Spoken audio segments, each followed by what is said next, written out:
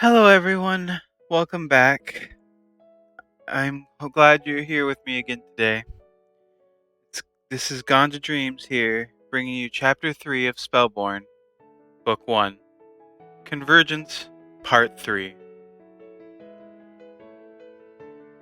I hope you enjoy this journey with me as we continue into this wonderful novel written by the Firelight Magus. Without further ado, let us begin our journey together as we continue through this story. The rest of the break period passes by fairly uneventfully. There isn't to say it isn't fun, though. We talk about a whole variety of subjects, mostly related to our history, and in the process, I learned quite a bit about her. Satsuna was abandoned by her parents in front of the orphanage, although she doesn't know for what reason. She spent her early years as a normal child, a non-user, and liked to read a lot. As a result, the library was a place she frequently visited during her formative years. It was through books that the dream of being a ninja of the Kiyomizuramura began to grow on her. She devoured books on chakra theory, on simple fundamentals, and practiced by sneaking into the library as much as she could. Though she was frequently caught, the librarians thankfully realized her complete lack of malice and instead offered her tips and tricks. But despite the work she put in, training her body and mind, she wasn't born with the gift of chakra. Well, that isn't quite correct. All people have their own chakra, but plenty can't manipulate it. They can't utilize their internal chakra, can't draw it out into a usable form. Medicine isn't sure why yet, but for whatever the reason, she wasn't a user, and therefore she couldn't be a ninja. But that didn't stop her from trying to become one anyway. One day, she met a ninja at the library who listened to her dream and introduced her to the world of seals. With seals, he said, she could make herself into a ninja. By using seals to draw chakra from the air into her body, she could then utilize and wield that chakra. It wouldn't be her own, not completely, but she could use it to power seals. She had to design her own system from scratch, a means to seal chakra into her body and release it when she wanted to. It took 2 years of constant learning and research and testing before she felt ready to place it on her own body. But eventually, she was done. He primed the seals for her, and they succeeded. She wasn't satisfied with that, of course. She kept working to do better and better. Progress has been slow, though. It's hard to make much more progress than what she's already done. But her goal has been achieved. Although she'll forever be on the weaker end, she can be a ninja.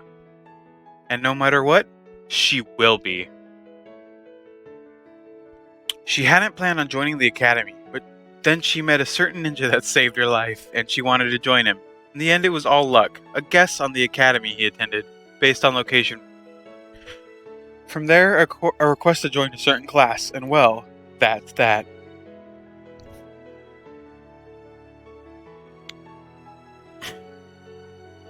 It's a lot of work for a dream so fragile. I still don't understand why she wants to be a ninja so much, but I suppose it would mean more to her, a purpose she can cling on to and be useful with. If she was abandoned by her parents, then a purpose.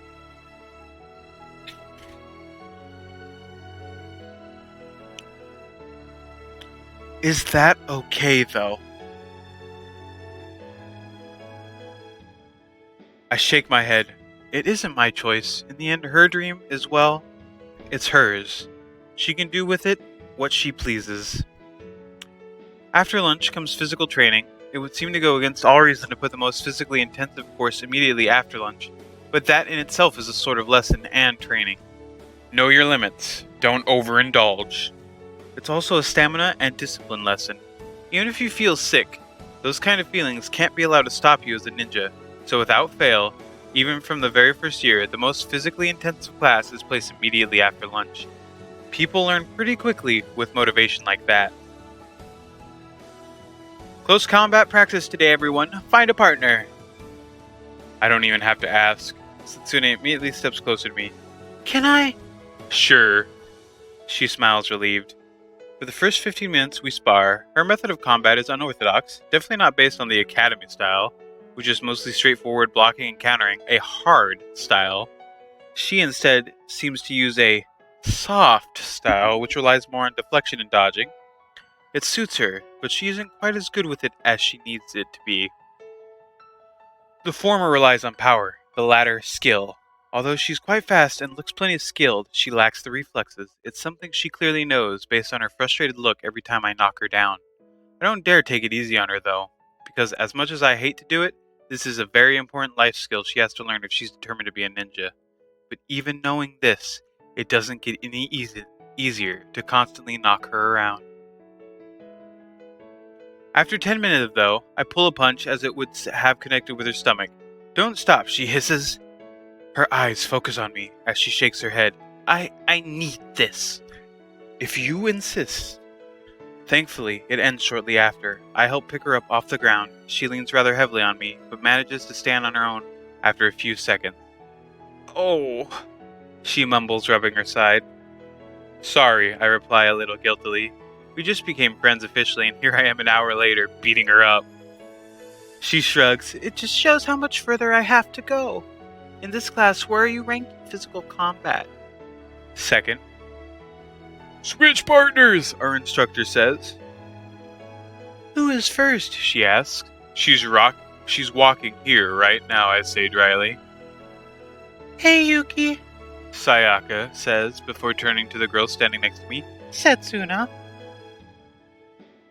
"Good afternoon," the sealer in question replies, utterly neutral. A tense knot of something forms in my chest. Sayaka turns back to me. "Care to fight me?" I frown. Her voice sounds a little off, confident, but not arrogant, I think. I was expecting her to be rather vengeful given what I did to her in last class, but I can't hear even a hint of it. "Sure," I reply, accepting her challenge. The knot relaxes. "Fear?" I think to myself. "I'll proctor this fight," Setsuna says brightly. "Try not to get your ass kicked too much, Yuki." "I'll try my best," I reply dryly. Sayaka is an excellent close combat fighter, utilizing a similar style to Setsuna. But well, she's faster, stronger, and more skilled in it. And she's pretty regularly kicks my ass. The sealer jumps away a good distance to ensure she won't get caught in the crossfire. To be honest, I'm a little surprised Sayaka is willing to let her be the judge. I would have been concerned about potential bias in her place. "Here for revenge?" I asked curiously. "I thought about it," Sayaka admits. "But honestly, isn't it how it goes in every single story ever? A pointless cycle of vengeance that wastes everyone's time and hurts people? I don't really want to be a character in that kind of story. So I'll beat you up, but not because of what you did, but to prove a point to myself. I know I'm not weak." She clenches her fists. "You may be number one student in our class for the ninja arts, but I'll defend my title in the physical arts." I nod, taking my stance. "Then I'll challenge you once more and give it my all." The whispers surround us. "A grudge match? She's going to kick his ass. Would you people fuck off and mind your own business?" Didn't expect that last one. And from all the people, "She's a good person after all, huh?" Sayaka murmurs, almost too softly for me to hear. "No wonder you chose to defend her." I nod. "Alright, ready," she says. "Ready." "Go," Setsuna shouts.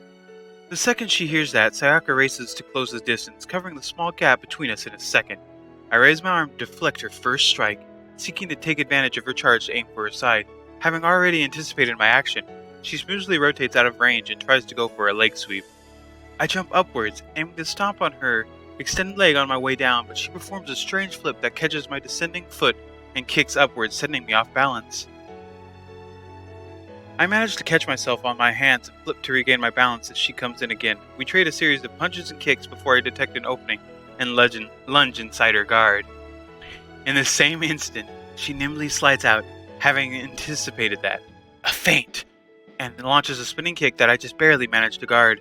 The effort puts me off balance though, and her follow-up tackle forces me to the ground. I block a vicious punch to the head that would have probably knocked me out entirely, and respond with an unorthodox headbutt that disorients her long enough for me to shove her away entirely. Despite that, she still manages to catch me in the face with a blind kick, knocking me back to the ground. We both quickly get back to our feet, ready to keep going. This time, I take the lead, running towards her. My stamina is higher than hers, so I can force her to keep exerting herself. She'll get tired and make a mistake I can capitalize on. But despite all my efforts, I'm not able to pin her down. Eventually, she capitalizes on a mistake of my own and slips under my guard, punching me hard in the stomach and robbing me of air. Damn it, she's so fast and hard to catch. The thought races through my mind. She follows up with an uppercut that makes me see stars. But it was an awkward angle for her. She isn't able to put her full force behind it, so it doesn't quite knock me out. Even so, it doesn't matter. Her follow-up kick smashes me down. I reply, voice muffled by the dirt. I could keep fighting, but it's pretty clear that I won't get anywhere. Aw, good fight, Yuki, Sayaka says, sounding mildly disappointed. Here, I'll help you up. I grab her outstretched hand in a mirror of events a few hours ago, and she pulls me up, a satisfied smile on her face. Want to go again? She offers. No, I reply, unless you open the rules to allow chakra reinforcement. She makes a face. Her soft touch style doesn't do well against chakra reinforcement, so I'd have a massive advantage. We've fought in that manner before, and I decisively won, simply because deflecting something with the force of a sledgehammer with your arms isn't exactly ideal. Once she learns how to utilize active chakra to give her blows cutting power, though, her style will massively spike in power, and she'll have the advantage again. That won't be for a while, though. Basically, in a full fight, I'd soundly beat her, but if you take away the chakra aspects, look at pure skill and strength, she easily defeats me. Hence, the physical arts. Ha, well, we're even now, she says, wiping her hands off on her dress. I suppose so, I say, bemused. Hey, look, I'm sorry about what I did earlier. Huh, oh yeah, sure, she replies a little absentmindedly. It's hard to be mad about it, to be honest. You absolutely humiliated me in front of the whole class, and that's something that won't go away anytime soon. But after I finish crying... That's quite the honest admission, isn't it? As I think to myself in response. I started thinking about everything our teacher said, especially that about valuing friendship and protecting people, and it made me wonder, why do I want to be a ninja? Why did I sign up for all of this again? And I couldn't figure out why. She kicks a rock. Somewhere along the road, I stopped being a jerk. Not just to Setsuna, but in general, I stopped taking this life seriously. And if I go out in the real world like that, I'm going to die. If you don't know why you want to be a ninja, why haven't you quit, I ask. She flashes a bittersweet smile. And do what? There isn't much else worth doing out there, and I don't want to become a civilian, she says. That's just not my style. You know, you can always change your mind on that, so long as you're alive, I advise. Which is why I want to get stronger, she says, cracking her knuckles. I'm going to be the very best so I don't die while I make my choice. There's a lot of drive in those eyes where it didn't really exist before. Perhaps she could. I think to myself. Go for it, I say. We'll see if you can do what you say you will. She smiles mysteriously. I suppose we shall. See you around, Yuki. She heads to the other side of the field where she begins running through a series of fluid movements, fighting an imaginary opponent. Well, that's been taken care of. I turn to our temporary proctor. What are you doing? I ask curiously. Setsuna, crouched on the ground, drawing in the dirt with a stick she's managed to find. Just practicing my handwriting. Handwriting? Why on... Oh, that's right, seals. Thought briefly passes through my head. Oh, I thought she was going to beat me up, the gray-eyed girl says without looking up, as revenge. I did too, I admit. When she challenged me instead, I was wondering if she was going to try to do the same thing I did to her. She had the power to, for sure, but she didn't. Yeah, I was surprised. Perhaps she already changed a little, I think to myself. The rest of the class is mostly general training, and nothing especially interesting happens. Stealth training is, sadly, almost entirely lecture-based today, and it too passes by uneventfully. The sun's low in the sky by the time we're released from that class. Setsuna makes her way to my side, looking a little tired. Are you okay? I ask. Yes, she replies, glancing around as if looking for other people. No one's really paying attention, though. Alright, want me to walk you home? I ask, then pause. You have to show me where you live, since I don't actually know where you live. Oh, that would be good. Actually, since I'm in the academy, they want me to move a bit closer so I can settle in at everything. She lowers her voice. I have my belongings in a storage scroll, so I'm ready to go there now. Sure, do you know your address? The street is... She tells me the name. Interesting, I say, surprised. We're going to be neighbors, then. That's the same one I live on. Really? Setsuna says. That's great. I'll come over and we can trade together, if that's okay with you.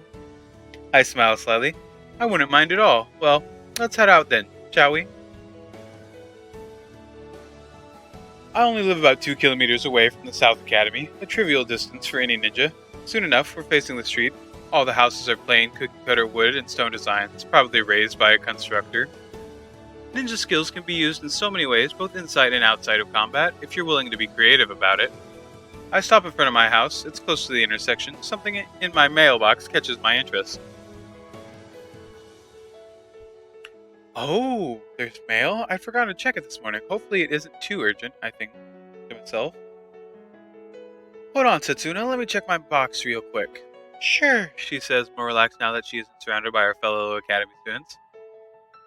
Something interesting I've noticed about her. She's pretty tense at school, like she doesn't know how to handle other people. But when it's just us, she unwinds quite a bit. I guess that's trust? New feeling to me as the thought passes through my head. Right, my monthly check. Every month, all students enrolled in the academy receive a check. The amount varies based on your living situation. Mine is enough to pay for my various expenses and housing with relative ease. The Department of Housing? That's a new one. The Department of Housing is a subsection of the government that, well, their job is obvious. Regulating housing. Building laws, all of that. I've never had a problem with them because I haven't cared about what my house looks like. Keeping it functional was my only concern. Since the people in our department are often retired ninja, the one place our interests align, so what's up with this? I'm going to have a housemate, I read, bewildered. Due to unforeseen circumstances. Oh, Setsuna says. This is the house I'm supposed to come to, then? I whirl around. Wait, Setsuna, you're my new roommate? In response, she holds a card with my address. You get pulled out of an orphanage if you are an academy student, she mumbles. And I guess they didn't want me to live on my own. I sigh. Well, I can't complain. This is one of the better outcomes, I suppose. Can you imagine what it'd be like if Sayaka had gotten paired up with me? So you're okay with this? She asks shyly. I blink. I mean, it's not like I have much choice, but there's worse options. I'm not upset about it. The sealer smiles slightly. Thank you. I'll be sure to pull my weight. She stutters out. I'm sure you will. Well, I guess it's a good thing we get along then, right? Yes. It's still somewhat muted, but her happiness is clearly visible. Nonetheless, at having a real home, even if she has to share it. Show me around, she asks, eyes shining. There isn't that much to show, but sure? I take her around the place, lighting up the chakra lamps as I go. It's an extremely basic design, 1 bedroom, 1 kitchen, 1 bathroom, a storage room, a living room, with a handful of closets spaced about. There are larger homes for those who have multiple occupants, such as those living with their parents, but as that doesn't apply to me, I have a smaller setup. I guess I'll sleep on the couch outside then. There's only 1 bed, I think to myself. Doors lock on the inside and outside with bolts. The hot water runs for about an hour every day. The inside lock in the storage room is broken. The color scheme favors white and brown, although there's also a decent bit of gray, uninspiring given the composition of the structure, primarily stone. Proof of an earth constructor's design. There aren't too many personal belongings scattered about. I do my best to keep my living space clean, but that also means that there aren't too many trinkets, mementos, things that exist for a reason other than survival and lifestyle.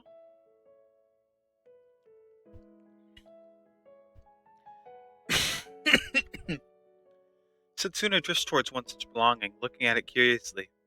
What's this? Looking at a snow globe. There are delicate figurine signs dressed in winter clothing, captured in the act of ice skating. White powder designed to resemble snow coats the floor of the globe, and a glass dome covers the whole thing, so nothing falls out. It has been meticulously and carefully polished every single day. These kind of things are fairly common as toys and trinkets, but this one in particular is important. The only thing of my parents I've allowed myself to keep, I reply. Ah, she murmurs. I meant more along the lines of, what is it? I blink. You've never seen a snow globe before? No. Well, they're mostly for decoration. You can also do this with them. I pick up the trinket, shake it up and down before presenting it to her. Oh! Snow slowly falls down from the top. It's pretty. Play with it whenever you want, I say, shrugging. Try not to break it, though. On that subject, I'd better... You're charging it with chakra? She asks. Yeah, I can reinforce this thing with some of my chakra, and it will do a good deal job to keep it from breaking. It wears off pretty fast, so I have to do it every day, or there's not much point. This thing is really important to you then, Setsuna murmurs. I trail off. Maybe. Doesn't really matter. She frowns, but doesn't say anything further on it as I move away. This here is your bedroom, I slip inside. Where is yours, she asks. I go silent. Yuki, I'm not making you sleep on the couch. I belligerently ignore her, opening the door. I'll change the sheets out. Yuki. I'm pretty sure I have some extra pillows in one of the closets that you can use. I'll sleep on the floor. What? You heard me, she says defiantly. I'll sleep on the floor. Oh, so that's the game she's playing. That's fine. What you do in your bedroom isn't my business. I'll sleep on the couch in the living room. Setsuna crosses her arms. I'm used to sleeping in less than ideal conditions. I don't need the bed. And I'll have to get used to not using it when I go out on missions, I reply evenly. I don't need it either. Are you really going to let the bed remain unused for this? Well, if it bothers you so much, you should use the bed. She deflates with a sound like a popped balloon. Fine. I hadn't expected her to give up on it, but good, I wasn't planning on budging either. I do have certain duties as a friend and host after all. Good, I'm glad we've come to an understanding. She glares at me, but doesn't protest further. Anyways, you should start unpacking. I'll help you move around your things. I tried changing the subject. Ah, okay, she says, perking up. Let's go to the storage area then. It looks like the prospect of further exploring her new home has successfully distracted her from the struggle with the bedroom.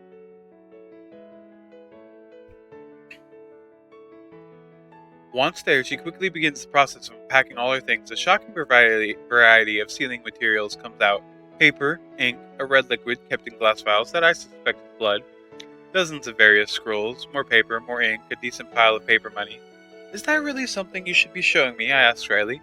I'm trusting you with my life by sleeping here, aren't I? Compared to that, the money doesn't matter, she replies without hesitation. That is a very good point. And well, she knows about my ice abilities too. I don't know why I'm thinking so hard about it. Eventually, she manages to unpack everything. I stare at her supplies. There isn't anything personal in here, is there? Even I have a few things, but she has absolutely nothing. It's probably best not to bring it up, though, as the thought quickly passes through my head. Once that's taken care of, that's not much else to do. I leave her to her own devices and head outside into the yard. There I practice my physical combat, snapping out rapid combinations and working on ingraining them into my reflexes, in instant reaction to certain situations. After some time, Setsuna comes outside holding some paper and ink. Could I have some of your blood? My blood? Why? You'll see. Fine. I watch her a little bemusedly as she plants seals around the corners of the house before retreating back inside. Security? I think. As it turns out, that's exactly what it is. It'll alert her if anyone who doesn't have the right blood passes through the perimeter of the walls of the house. That way it doesn't detect passersby who stray onto our property line, for example.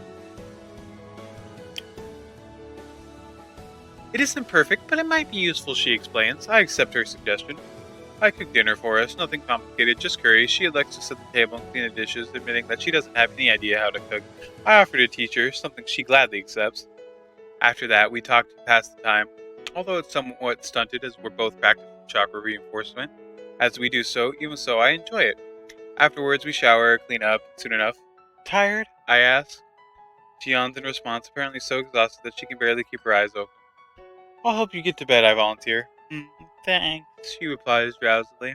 I help her up, letting her drape her arm around my shoulder as I take the majority of her weight. She's pretty light, I think to myself. We make our way to the bedroom, but suddenly, my foot steps over the threshold. I'm abruptly shoved forward, losing my balance. I catch myself on the floor and turn around. Betrayed.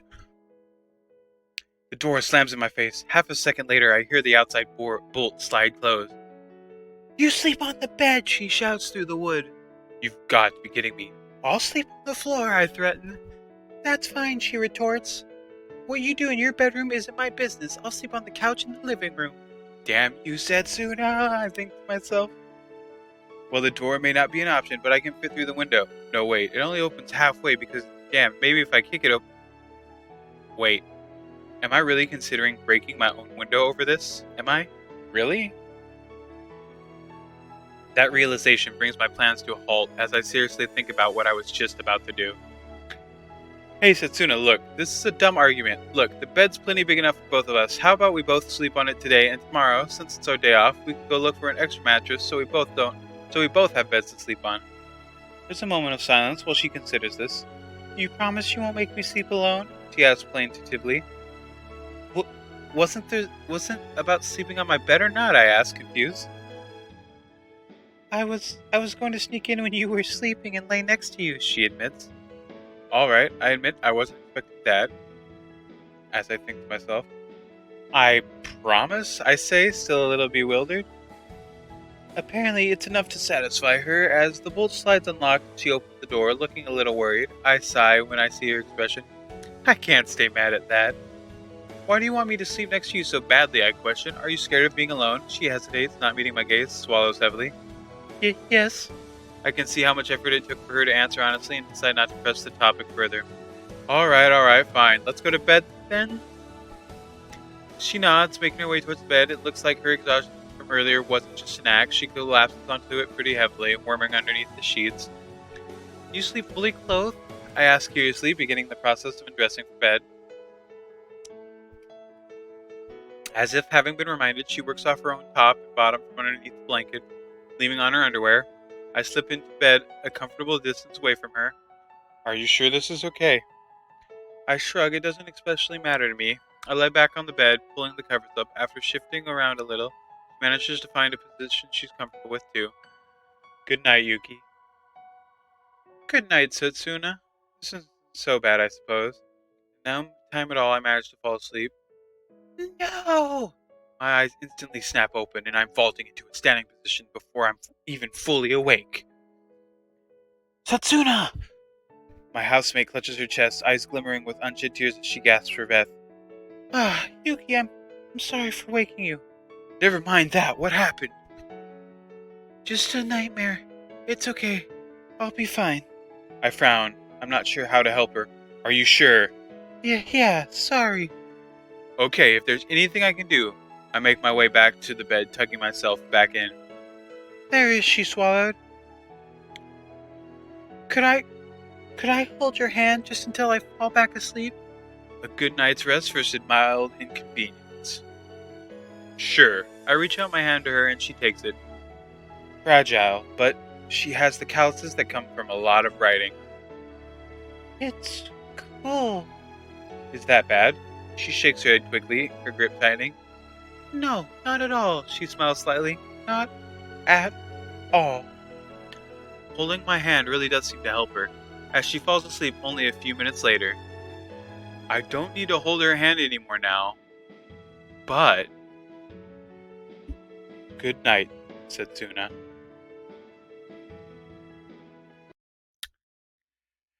Thank you, everybody, for joining me for Chapter 3 of Spellborne, Book 1, by the Firelight Magus. This has been Ganja Dreamz here, hopefully bringing this chapter to life for you. I made one or two small errors tonight, getting better, but I'll make sure to do my best to make sure there are no errors going forward, or at least keep them as minimal as possible. Thank you for joining me, and you guys have a wonderful evening, and an even better tomorrow.